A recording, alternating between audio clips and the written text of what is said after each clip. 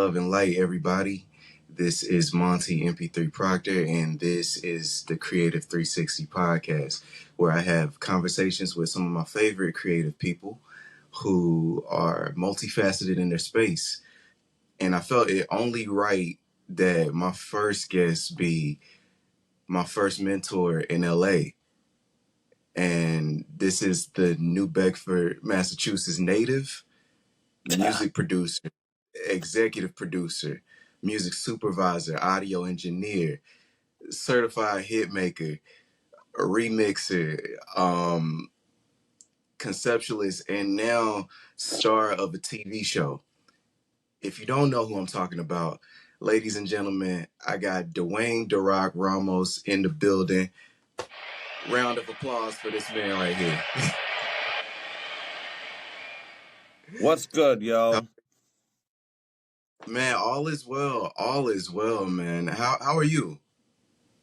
I'm feeling good. I'm feeling inspired. I'm motivated. I'm feeling great.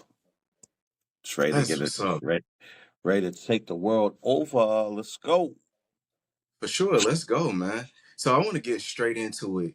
When did Dwayne DaRock when did he know that he had the gifts? Or when did somebody say, hey, this kid got something special and it should be nurtured?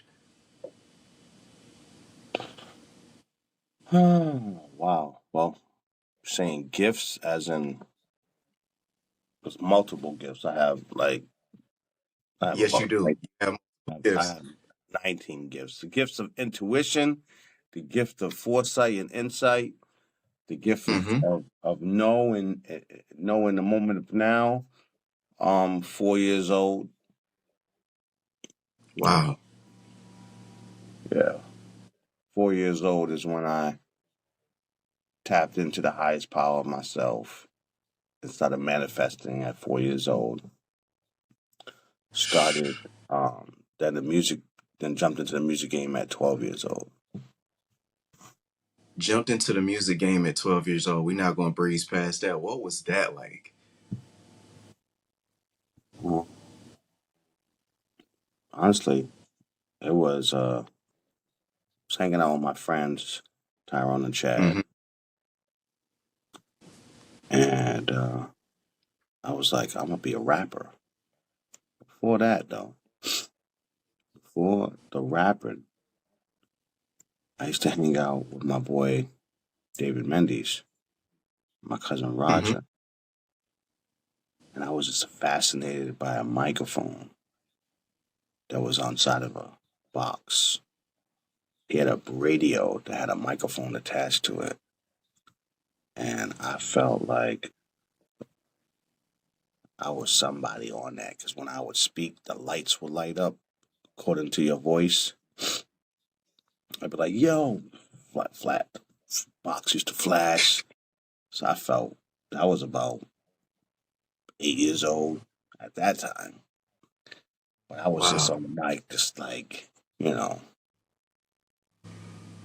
beatboxing, you know, doing stuff like that. And then when I turned 12 years old, hanging out with Tyrone and Chad, I said, I'm going to be a rapper. I was messing around. Then I jumped into the beatbox game.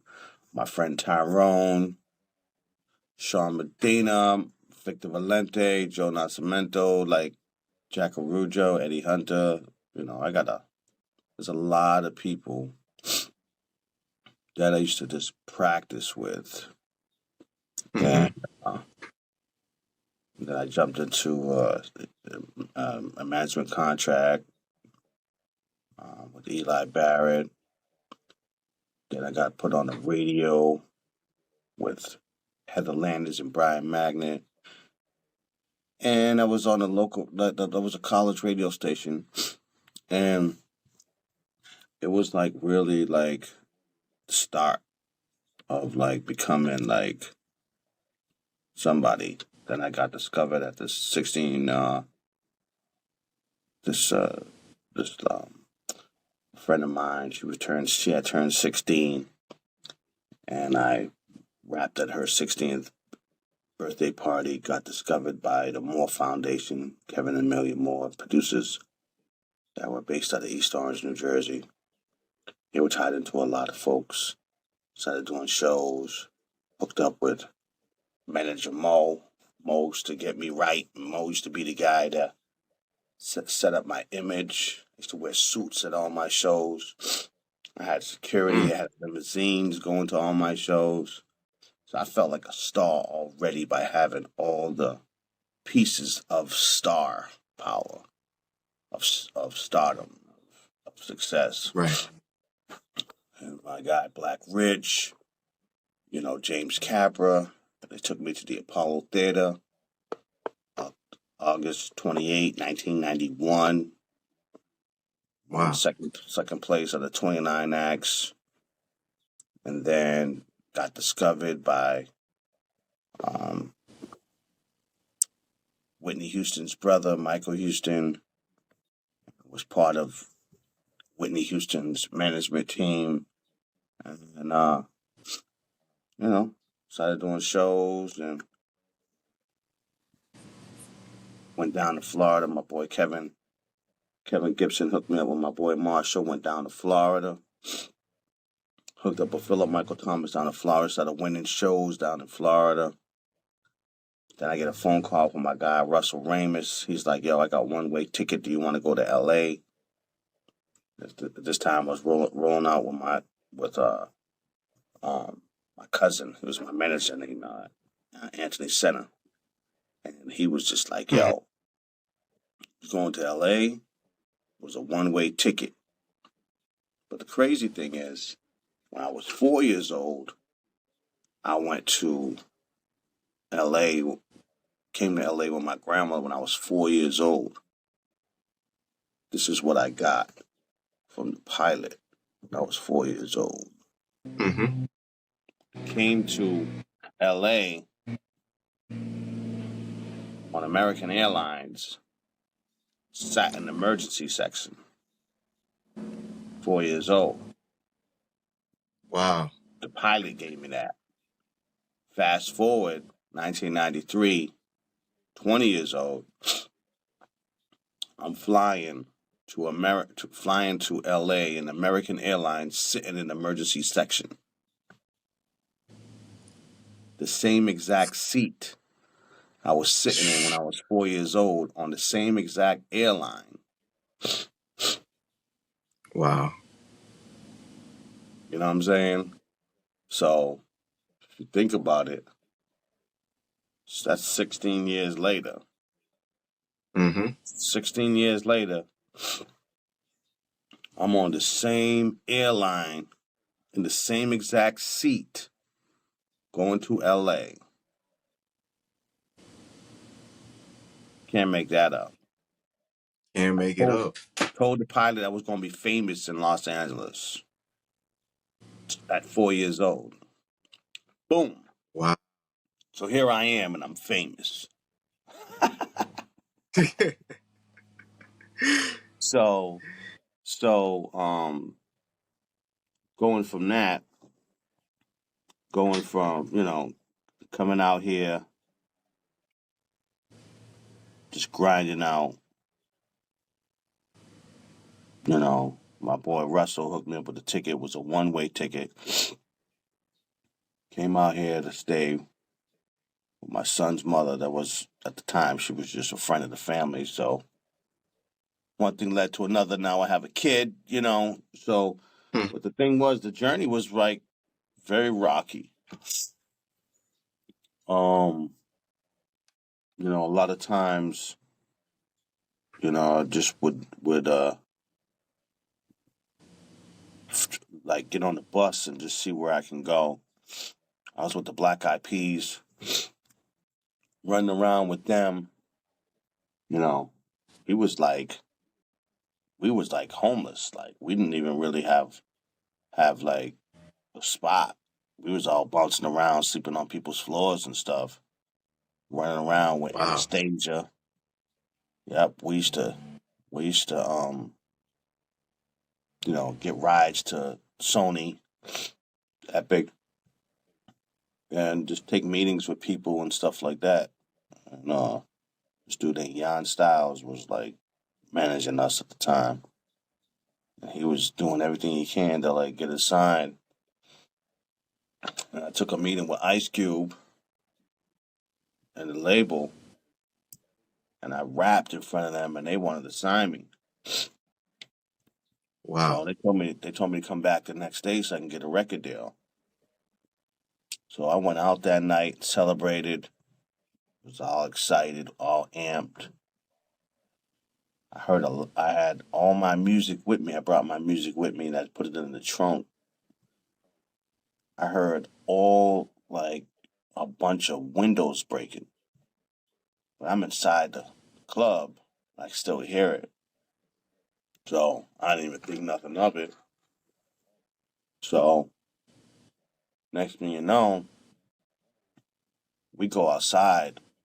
The windows that was busted was the windows that was my friend's car with all my stuff in there and got stolen. Wow. So all my It was the only music got copy. only copies I had. Wow. All my music got stolen. All the songs I created, everything gone. I cried. I went to I was depressed. I had a meeting with Ice Cube. Had to cancel that meeting because I didn't have nothing to play for him. Right. So then I met this girl Erica, who introduced me to this guy named Stephen Brown, who was a musician. So I went to him and would dictate to him on how I want the beats to be made. And so once I realized that I can make the beats, and I skipped the whole process. So my guy, I was 14. Never forget this. I was 14 years old. And 14, 16, 17, that whole time I was being produced by my guy Flip Matrix out of Boston. And we was making records and getting stuff. So I had records I did with him, records that I did with you know, people in Providence. I was, working with a DJ named Imperial Scratch Wizard out of Providence, Rhode Island. Chops Turner, Bush Career. I was working with these folks, and I did all this music with my guy Ryan Tavaz, Daryl Lopes, like Kevin Antunes. Like I was working. I had a whole body of work with people, local people that I was working with. Beatbox Paul. Like I had everything. And when I tell you that shit got stolen, like I was like everything. So I had to start all over. So that got at the car. The car got broken into. Yeah. So all I of had a that music that bag. you had worked on. Wow. I had a bag. It was a leather bag with zippers that had all my cassettes in it. And I had to go around with that. There was no CDs at the time, it was just cassettes. And my whole livelihood stolen. Wow. It was like the craziest time to have it stolen. And then when I hooked up with Stephen Brown, I started making beats for me to rap to. And the crazy thing, um, Stephen Brown was like, let's make some stuff. So we made some stuff. I made this joint called "Don't Stop the Rock." I did it originally with Flip, and then I redid it over. A different version of that recording, and then I made a track, and I was like, man, who can I give this beat to? I was like, I want to produce this beat on somebody. So I went to a concert. I was living in Inglewood at the time. I went to a concert. It was a Big Daddy Kane, SWV. It was all like real big, like concert. Mm. Yeah, heavy hitters. I went backstage. I went to the back of the stage where the security was, ran up to them and said, "Yo, I'm Big Daddy Kane's dancer." They were like, "What? He don't have no dancers." I said, "I am." I said, "Go ask." And the guy went to go ask, and I ran backstage. Big Daddy Kane was behind the wall. I was like, Wow. "Yo, I got something for you to listen to." He's listening to the music. He's bobbing his head. I see my guy Vernon from K9 Posse, which was Eddie Murphy's brother, which is Eddie Murphy's brother. He dapped me up. Security's coming to snatch me up. They got 10 of them with them. 10 to 20, like they're coming to get me. Wow. Big Daddy Kane looks up and says, "He's with me. Don't you see he's with me?" And then they went away. So I'm backstage. Big Daddy Kane was the first artist I produced. That Wow. he put me in the game. I've never produced anybody else. He was the first artist that I had produced. And then the crazy thing about it is I was 18 years old. When I was 18 years old, I had discovered this little kid named Brandon, and I was doing everything. I brought him to my guy Flip to produce. I was just young. I didn't know the business. I didn't know how to do things. But I would keep reflecting on the kid, and it was just like Big Daddy Kane put me in the game, like on a major level. So he put me in the game. Got a manager. Got introduced to this manager, and the manager like stole the bread. Like I got a publishing deal. He freaking like took half the bread, like not even half. He took all the upfront money and just put me on a monthly. What? Yeah.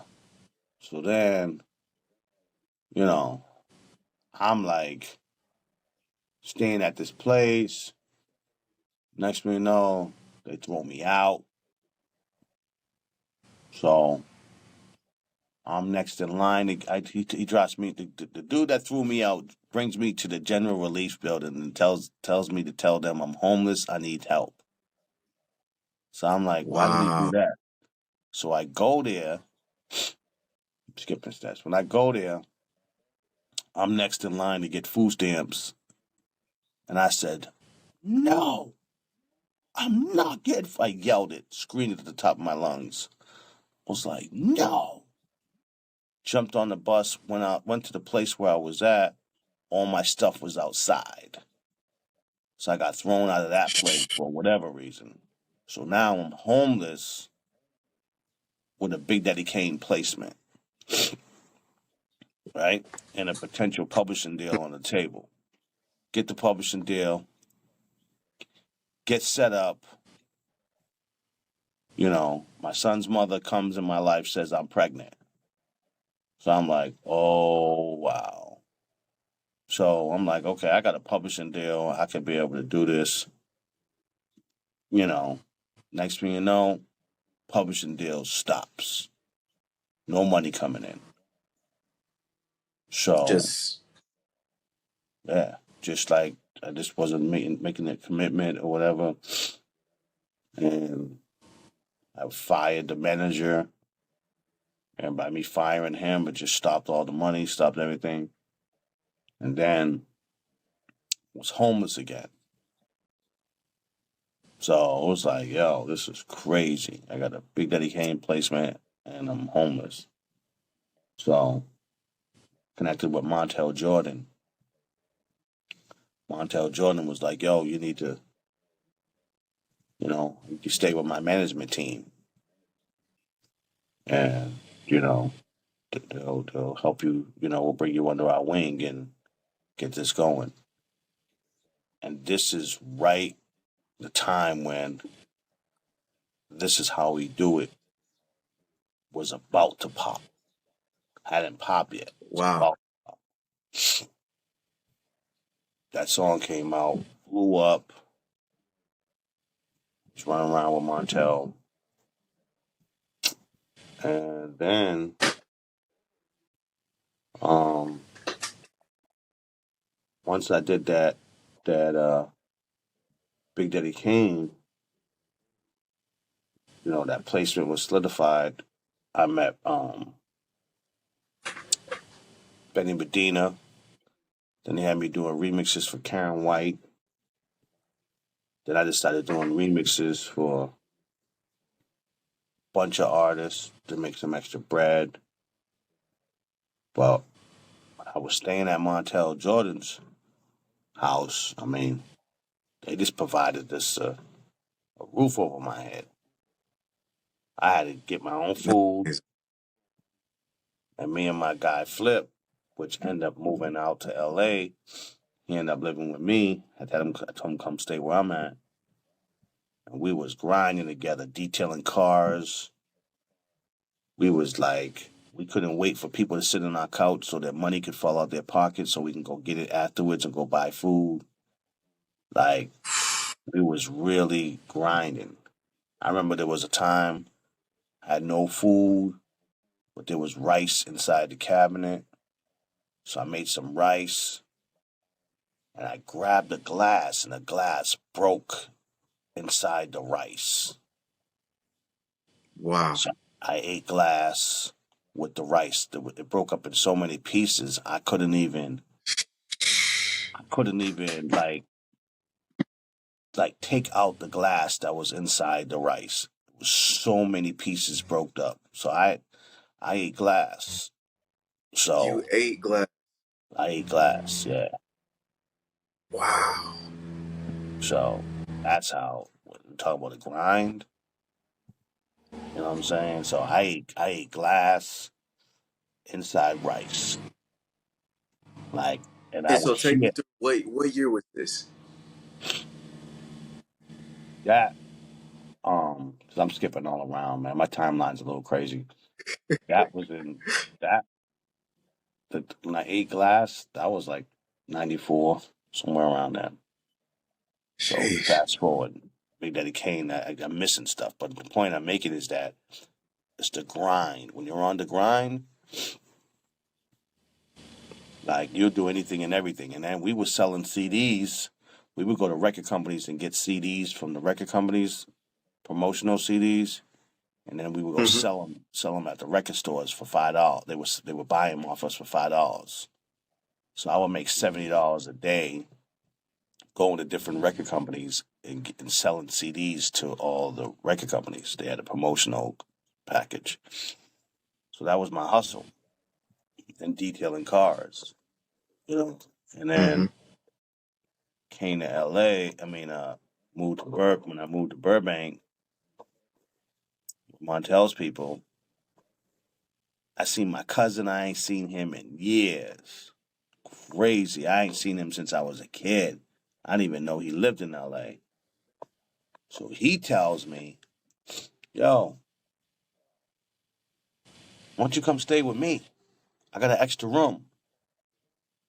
So my boy, Flip, that I've been grinding with, he took my room. Because Hmm. he had he had a mattress out in the living room. Well, futon. He was out there in the living room. Hmm. So he turned around and was like, "You sure you're gonna go over there? You're gonna be good?" I was like, "Yeah, yeah. You can take my room." So I gave up my bed, everything for my boy. You know, I ended up getting him a publishing deal. Started networking, hooked him up, so he made some money. So he was straight. That was our first placement for like $4,000, and so we made some money. But when I went to go live with my cousin, I was only there for like 2 weeks. And the sheriff came knocking on the door. Hello? This is the Los Angeles law enforcement. Open up the door. It says, you have 15 days to vacate the premises. Was like, Wow. What what? happened? He didn't pay the rent. He got evicted. Wow. So about to be homeless. And you didn't know? No, he didn't tell me. I gave up my place to go live with my boy, to go live with my cousin, and his ass ain't paid the rent in 2 months. That's crazy. He kept saying he gonna get the money gonna come, don't worry about it. We got evicted. So Man. next thing you know, this is crazy. This is nuts, right? So next thing you know, I reached out to my boy Lamont and I was like, yo, man, God rest his soul, yeah, passed away. I was like, yo, man, you ain't gonna believe this. He said, what? He said, man, I gotta find a place to live because they're throwing us up out of here. Got 15 days. I said, come to my house. We're gonna something incredible is gonna happen today. Something credible. So we turned around and we went out to this place called the Shock Bar.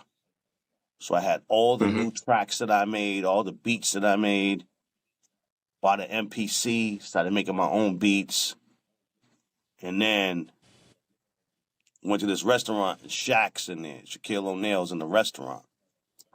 I go up to him. I was like, yo, I got beats for you. He was like, I said, my phone number's on there. You hit me up. Let me know if you're interested. I gave him the CD. He turned around to grab the CD and broke the chair. Because the chair, like the way that he leaned on the chair, the whole chair, the back of the chair fell off.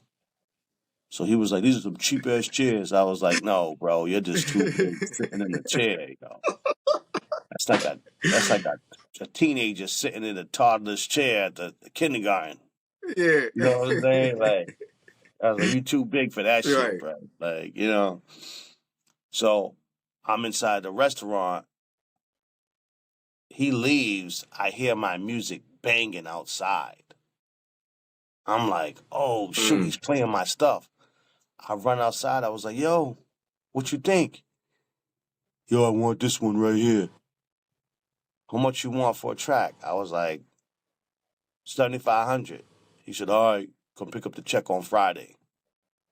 I was like, what? Then he was Wow. like, how much for this one? I said, the same price. He said, oh, I'm going to have to sign you. So I go, mind you, I'm with my cousin. Mm-hmm. He gets evicted. He looks at this apartment building across the street. They had a vacancy in there. So he's like, I got it all worked out, cuz we're going to go live across the street. So I was like, all right, cool. Let's do it. So in that 15 days, I get my check. My cousin had already worked out. He didn't tell me about this, but he had already had the apartment across the street worked out to move in. This is why he didn't pay the rent. So he was saving his money to go to the other place. I didn't know this stuff. All I know is we had to get all our stuff out. So we move out, Yeah. move into his new place. You know, I see this place that's inside the same building, and I'm like, yo, I want to get that apartment. The manager was like, it's gonna be $750 a month. You know, I was like, all right. Well, I just hooked up with Shaq. She said, who? Shaquille O'Neal? I said, yeah. She said, well, if you bring Shaq over here, I'll make sure you get the apartment. So I called up Shaq. I didn't even tell my cousin I met Shaq. I called up Shaq. He didn't answer. The phone rings, and my cousin answered the phone. My guy Mike answered the phone. He was happened to be over there, and he said, "Hello." He said, "Oh, yeah, this is Shaq. I want to speak to DaRock." Who? It's Shaquille O'Neal. He said, "What? Rock? There's Shaquille O'Neal's on the phone, like stuttering, like he was fucking in disbelief that Shaq had called the house. He was like, yo, Rock, Shaq's on the phone. And Shaq's like, I said, yo, Shaq, man, listen, I want to get into this apartment, but they told me I can't get in there because, my credit, I really got no credit, nothing's established. Um, can you come and just say hi to this lady so I can get in there? He's like, I'm on my way. So he jumps in the car and comes. Yo, so I take Shaq, I bring him to the actual manager of the building. The other manager looks at Shaq and says, he goes, whoa, now that guy's too big to be Shaquille O'Neal. Shaquille O'Neal's not that big. So, like, he's low key hating. Like, he said, nah, that's not Shaq. He's too big to be Shaq. That's what he said, right? So the lady looking at him, she says, are you effing kidding me? This is Shaquille O'Neal. This is Shaq. He was like, hey, Right. I'm just here to just make sure that DaRock gets an apartment. So what do we need to do? So she said, oh, everything is all set. He got the apartment. So Shaq gave me that money, gave me 7,500. I put down like 3 months worth of rent down, and I was like, now I'm secure, straight. You know what I'm saying? Yeah. So then my cousin, who I was staying with, he couldn't afford to pay the rent, and he got evicted again. Wow. And then he came and lived At with the my ass. So I'm over here like, okay, well, I'm up now. You can come live with me. So you looked out for me. Now you can come live with me. yeah. But he's living with me, arguing with his wife. I'm like, I'm living in a stressful environment that I'm busting my butt to pay. You know what I'm saying? And it was crazy because, you know, in the course of growing up, like building in LA, you know, my son's cousin, his name was OG, his name is OG. And his father was the person that did the Cosby show. Oh. Oh. So, in the different world and all that stuff. And so meaning was He was a connected producer with on the him. Cosby Show. His father was, yeah, director. Oh.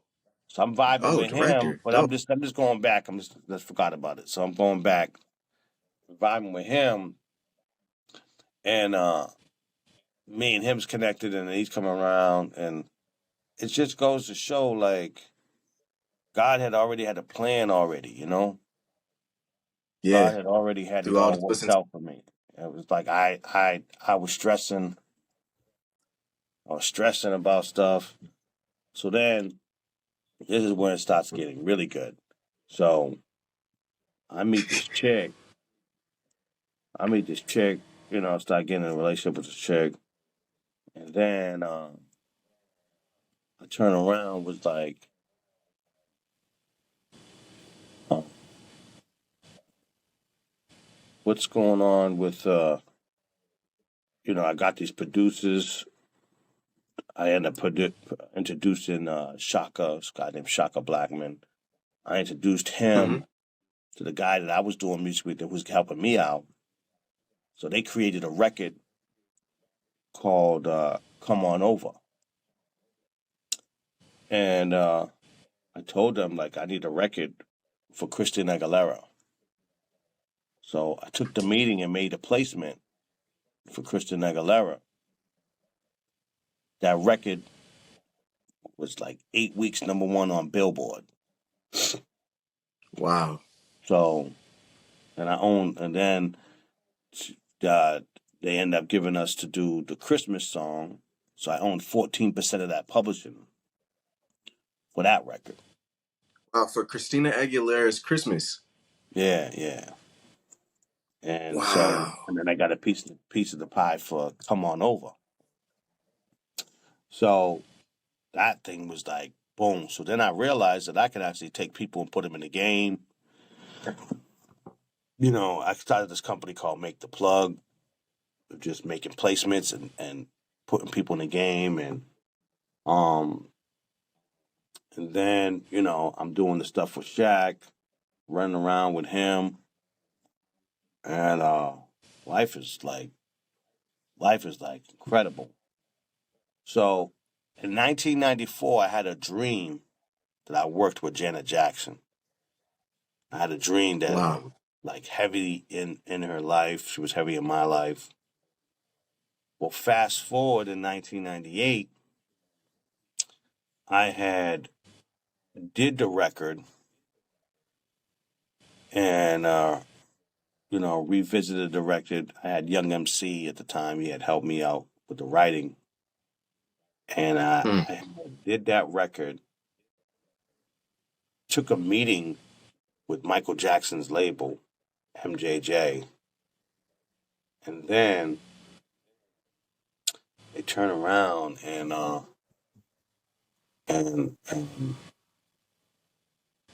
the A&R guy was like, "Man, this is a great record. It's a hit, but you'll never get it cleared." I'm like, "What you mean?"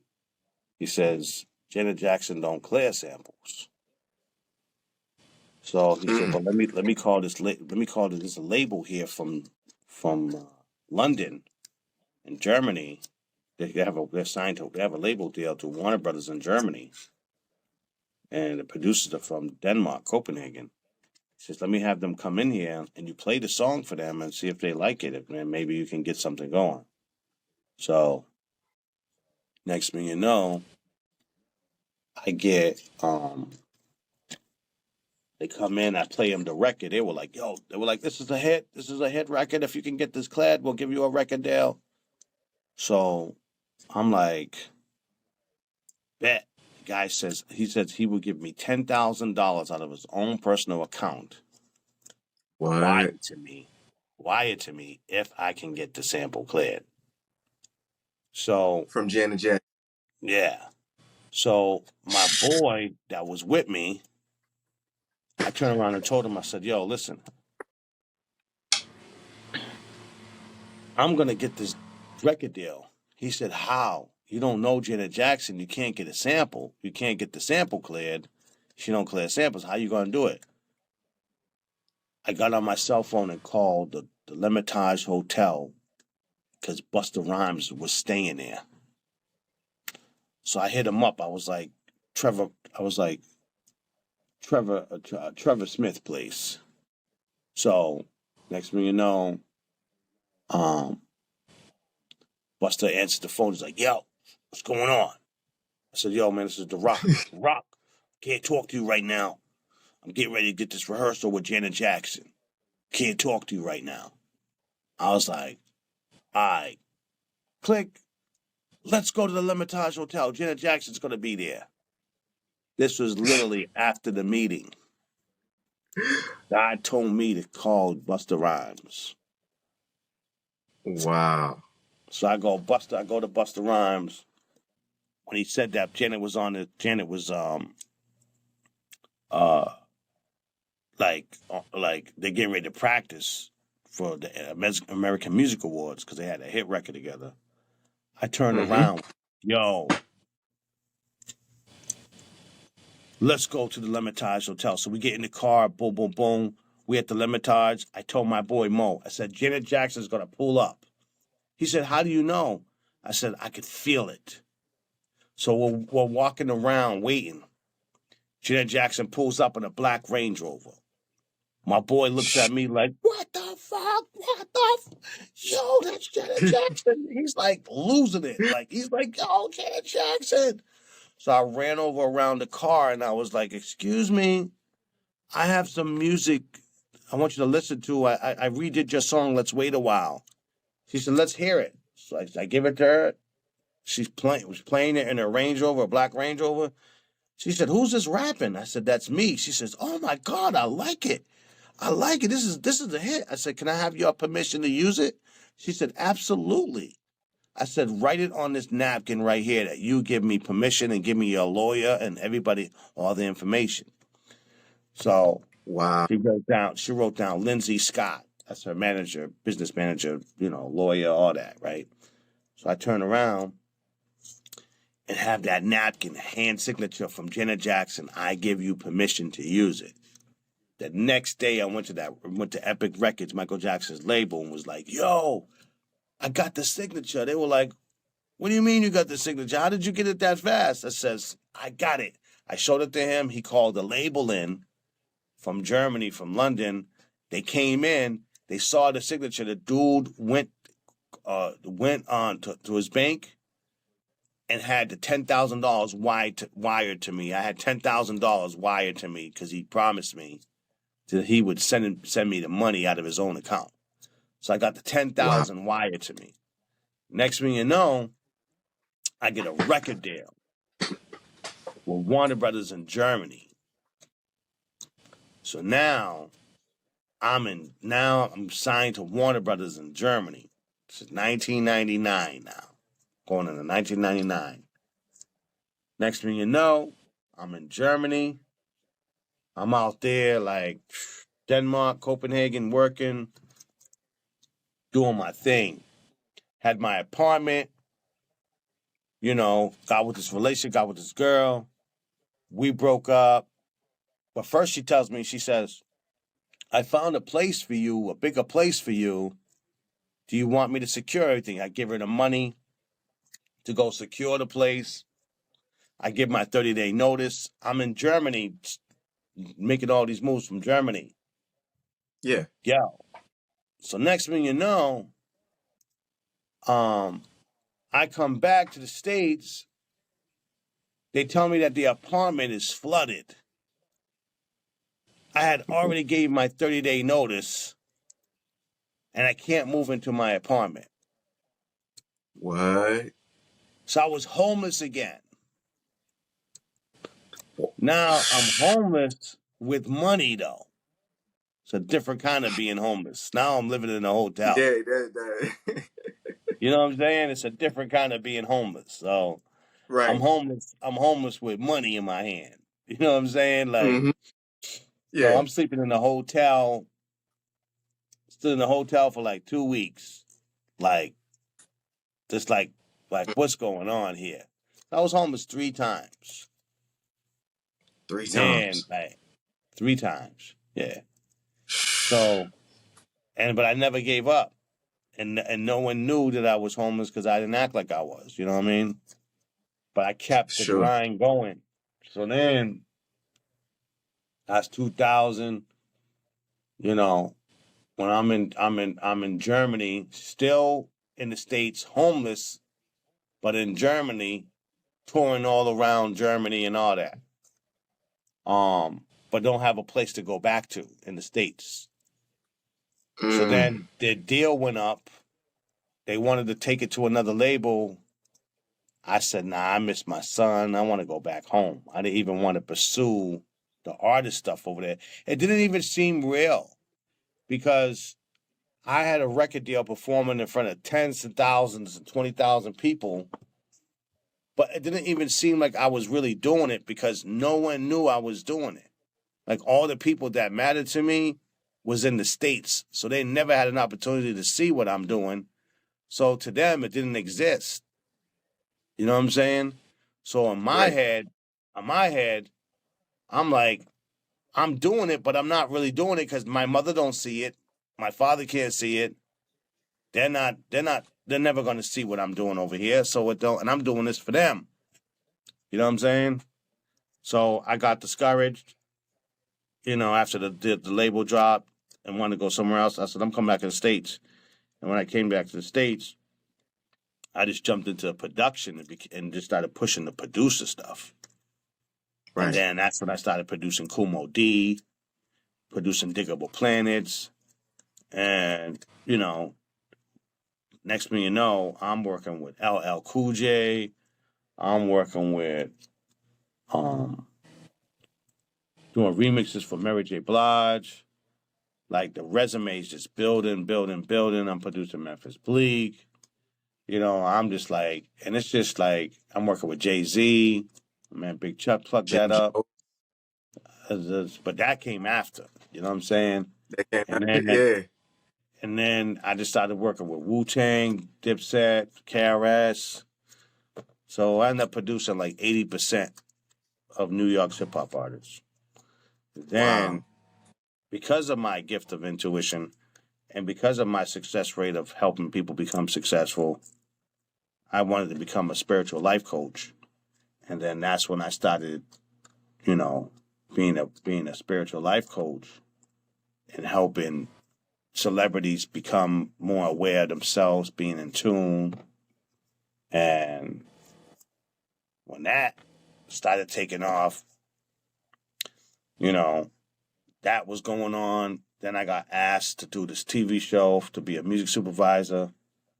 I did the music supervisor thing, and then my cousin, then I got hooked up with my cousin. He turned around, was like, "Yo, I'll help you." Him and this guy named Matt Golder, his name's Denny Stores, and they started like helping me pay for, you know, features and stuff. So I got a record with Jim Jones. That's when I'm doing a Mm, record with uh Jadakiss, more with Jadakiss. I had worked with Jadakiss on Letter to Big. I wrote Faith Evans' hook, and wow. but there's like a whole timeline. Like I gotta write these things down because I be For missing things, sure. but it's Cause I just mean, we didn't even mention that. Yo, you got ain't looking back and let me explain. so okay. So here we go. So I hit up this dude named um, Bobby Francis, and Bob Francis, and he said, "Yo, I'm about to be a music supervisor for Kevin Hart. You got any songs?" So he puts me on the phone with Jeff Clanagan and Bernard Alexander, and he says, "Well, they need a song about a grind." So I hooked up with my boy Mike, my boy King Streets, my boy Saj, and just started just getting creative, and then made a song for the Kevin Hart movie, the opening score of the movie. So Mm-hmm. that was like real big. So, but then I missed a step. So I ended up doing the Biggie movie in Yeah. 2008. I Mm-hmm. met Faith Evans. She comes to my house. We ended up doing that record. 2008. We ended up doing that record. That was the record that was in the Biggie movie. I had already had a relationship with Jadakiss, so it was just good. Then I ended up working with Tiana Taylor. Put Tiana Taylor with Jadakiss. Ended up doing that joint. Then I ended up producing Jim Jones and Cameron. And I put Tiana Taylor with that. And just started building. You know what I'm saying? Yeah. Oh, Nicki Minaj. And then when I produced Jadakiss, he was like, "Yo, I need a record for me and Nicki Minaj." I was like, wow, that was in 2007. 2000, no, 2009. Mm. So, oh, I skipped a whole bunch of shit. Wow. So, There's so yeah, much, man. this interview was so crazy. It's like the Yeah, timeline it's all is good, so, man. It's all yo, good. it's like, man, excuse the audience, man. I am not confused or nothing. I'm just like, I just Nah, done so just much stuff that he's done a it's lot. sometimes it's hard to remember. So I ended up producing. Yeah. Okay, let's go back. So in 2007, 2000, I ended up producing KRS One. In 1995, KRS One produced me. I ended up doing a record with him. I'm rapping. He's producing me. 2007, Wow. fast forward, I ended up producing KRS One. And then Mm-hmm. 2008, I did the Stop the Violence project. Produced the whole album, Maximum Strength. Grabbed my boy Desmond, put him on a couple of joints, and produced the whole album, Maximum Strength. Then did the Stop the Violence project, put Nelly, Neo, Busta Rhymes, Redman, Method Man, Talib Kweli, The Game, like put them all on this record. I was considered like the Quincy Jones of hip hop. Then Mm. doing that, fast forward, Jada's like, yo, I need a record with Nicki Minaj. I do the She Likes Me joint. That takes off, big record. And then it's just, Styles P, The Locks, Redman, producing Redman. Um, did the remixes for Black Eyed Peas, Mascanada. Started doing remixes for Common, Testify joint. Um, like Rodney, like Brandy, Sitting on Top of the World remix that. Tatiana Ali, Daydreaming. Like huge success on the production end. And then, I discovered this producer named Rick Rude, put him in the game. He ended up doing Cater to You for Destiny's Child. Put him with Busta Rhymes. He did a song called Walk Like a G.O.D. I made that happen. And so I was just started plugging people up. JFK, he ended up producing like Rihanna and everybody. So I was taking people and just artists, producers, just plugging them up and getting them in the game. So I just said I'm never going to be homeless again, and just started getting the hustle going from every angle, from producing and also getting artists signed, and then started doing the music supervision. I did the Double Cross, then I did MC Lights, 2 seasons of MC Lights. I did this TV show called Lace. Then, crazy thing is 2020, 2019, July 22nd, 2019, I put on Facebook, Oprah will be executive producing my TV show. I will be doing music for Oprah's TV show. Well, 7 minutes later, I met Oprah on the 22nd. July 22nd, I put it out to the universe. February 22nd, I met Oprah 2020. Boom. Next thing you know, I'm pitching my TV show. I meet her. She loves my energy. It's a bond. I saw I was life coaching for Reuben Cannon, who discovered her and put her in Color Purple. So that solidified me as like, okay, Oprah needs to know who I am because I'm the person who casted her in Color Purple. I'm his life coach. So Wow. she's just like, yo, blown away. And since she introduced me to Donald Sturkey, then I ended up doing all the Single Ladies, the theme song for that. And then I created my TV show. In 2018, I created this TV show. No, I'm sorry. 2015, I created a TV show that was just, it's about artists collaborating and stuff.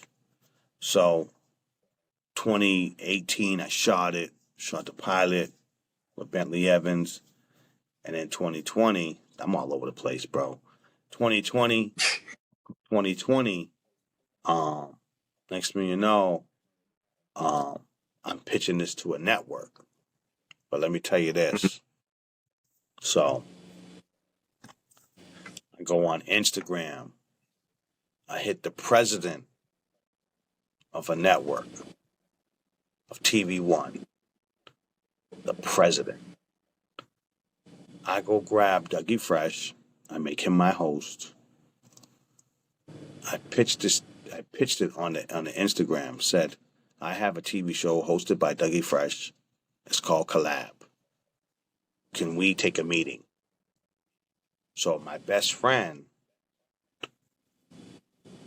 I tell him I want him to be a part of my show. His father was part of the pilot to get the show. So he's like, He's like, yeah, my dad was part of the pilot. I want to be a part of the actual show. So I'm like, I bet. Well, after I left that message with the lady at TV1, the president, 8 days later, my friend died. So I was Wow. like, yo, I was devastated. I couldn't even believe, like, said he can't be a part of my show. Damn.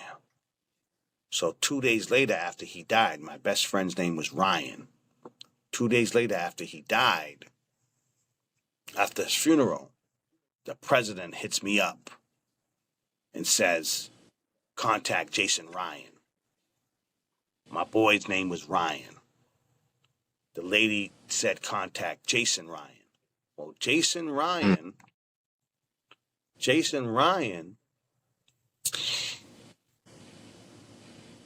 the both of them names, Jason Ryan. Well, Ryan's brother died before, um, um, just before him, and his name was Jason.